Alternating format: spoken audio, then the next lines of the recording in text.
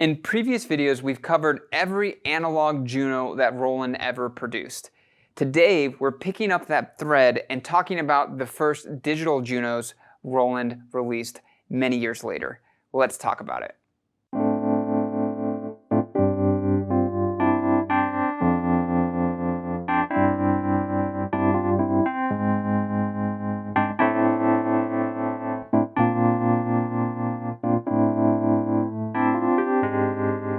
Hi, I'm Zach Marr from Alamo Music here in San Antonio, Texas. You can find us online at alamomusic.com. If you haven't already, hit the subscribe button, turn on your notifications. This is our Alamo Sound Lab channel where we talk about all things music tech related. And today we're talking about the Roland Juno-D and the Roland Juno-G, the first Juno named synthesizers from Roland that were digital synths. And the first time they used the name for many years after their kind of home run stretch from the Juno 6 all the way to the Alpha Juno 2. The Roland Juno-G and the Roland Juno-D came out in the 00 era, so 05 and 06, and they ran for a good 5-6 years when they were finally re-released as, I think, the Roland Juno-Gi. And that kind of thread has continued on today to the Roland Juno-DS. And it's interesting because when they kind of came on the market, the tieback was one visual. You can see from the Juno-G design, it really harkens back to those early Juno 660 kind of layout, color scheme, and look. And the other thing it had in common was that it was released as a kind of affordable workstation. The Juno-G in particular was an affordable Phantom X, which was like a flagship workstation from Roland at the time. So affordability and kind of look were the tiebacks to these classic analog Juno synths. Maybe simplicity, you could argue. They're fairly simple in the kind of layout on the front and having a set of knobs, but not too many. But really, I think the similarity really begins and ends with the fact that they were affordable versions of kind of flagship products and that they had a similar color scheme. So I think it's a little disappointing for people that are Juno fanatics, analog Juno fanatics, I think, at the time. Although analog wasn't super in vogue at the time, but I think when you look at the Juno DS, Roland has done a really smart thing with their ACB boutique series that speaks to that desire for vintage instruments. This is very much more, and the Juno-G is very much more a product of this desire to pack everything into a synthesizer. I wouldn't even say a synthesizer, into a workstation rompler that just crescendoed into the 00 era. And you can see it on this one in particular. It has a 4-track recorder, you can do audio in, it's a sampler, it has a sequencer, it has arpeggiators, it has drum patterns, it has a D-beam, which is this goofy it was a patent technology I think that Roland bought, that it's kind of an expressive live performance, universally kind of acknowledged as largely unusable, but kind of gimmicky thing that was found on a lot of synths from this era. And they just packed lots and lots of things into keyboards at this time. I think computers were not able to do a ton of heavy lifting unless you had a lot of money with recording and VSTs and all of that, which has become a lot more affordable and better quality. And so having a synth or having a workstation that allowed you to do recording, allowed you to do sampling and sequencing and arpeggios and had a ton of different voices in it, the more you could pack into it, the better. We've been moving away from that in a lot of ways with recent synth designs, going back to analog or simplicity or just a well thought out minimalistic approach. But this is definitely of that era. Really, personally, when I own this is one of my first 2 synths that I bought with my own money. And I really loved it at the time. It did a lot of good for me. I have a lot of nostalgia for this era of synth, and I made a lot of fun music with this. I loved the rhythm patterns in it. I loved playing with the arpeggiator patterns. There's a lot of weird patterns that you can use that are kind of creative, and on the screen it shows you how they play out, and so you can really visualize it. It's fairly easy to use. It's easy to jump around. And I like the sounds in it too. They're decent sounds. So I got a lot of use out of it. I don't think it's aged very well. These had a screen problem where the screen would go bad. I hadn't turned this on in 4 or 5 years. Turned it on today. It has the screen problem. So the demo is going to be short because I can't really see what I'm doing. I'm using memory and remembering what sounds I kind of liked and how to get around. But pretty primitive demo that we're going to do. But wanted to give you a sense of it. Wanted to talk about how that error, how this is very typical of that OO error where pack it all in, have everything in one unit, which is really kind of fallen out of fashion in my opinion. And it's not good or bad, it just is what it is. And so you can find these for a couple $100, like $500-600. They do a lot, they're cool, but it's kind of a pain in the butt to work around in if you have a DAW and you have good recording software and other things. But if you're in a pinch, it's a good all-arounder. So let's take a listen and we'll wrap up with some final thoughts.